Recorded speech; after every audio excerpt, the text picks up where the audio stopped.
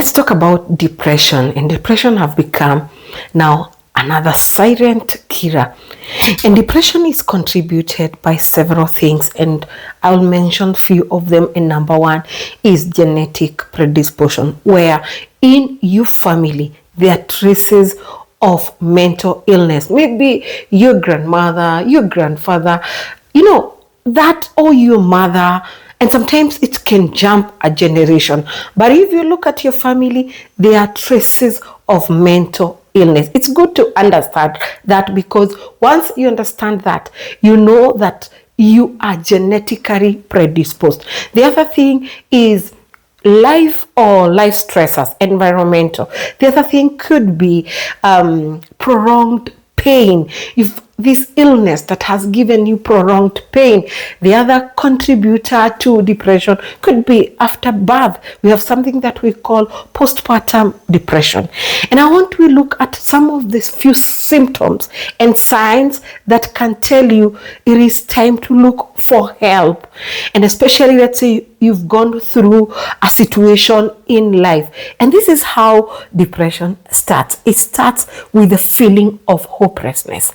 Now, your mind starts to believe that your life will always be like that and nothing good will ever be in your life. And now your mind believes that future will never improve. And your mind gets focused on that. Then you start losing interest on the things that you once loved and they made sense. But now you start losing a lot of interest and you feel tired if you have to do them or they don't make sense. Then all of a sudden you have no energy or motivation if you have to do anything. And if you have to do something, you have to push yourself and you're always feeling tired and exhausted. Now your sleeping pattern gets affected.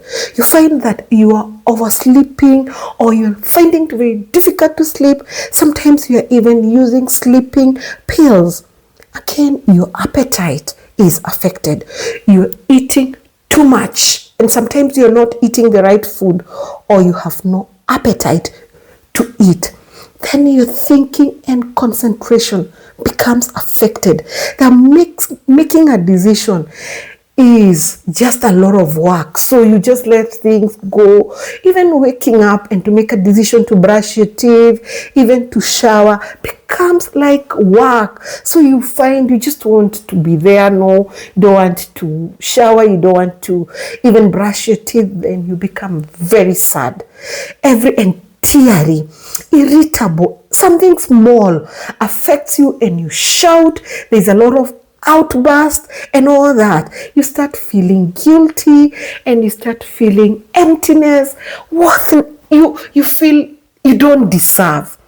And it's good if this is you or you have someone who is presenting with these signs, because these signs and symptoms, sometimes you may think that maybe your partner or someone who is near you is becoming lazy or careless because maybe they're not focusing on what you're telling them. Maybe they're looking at other things. Maybe they need to get negative coping mechanism. You can't understand them.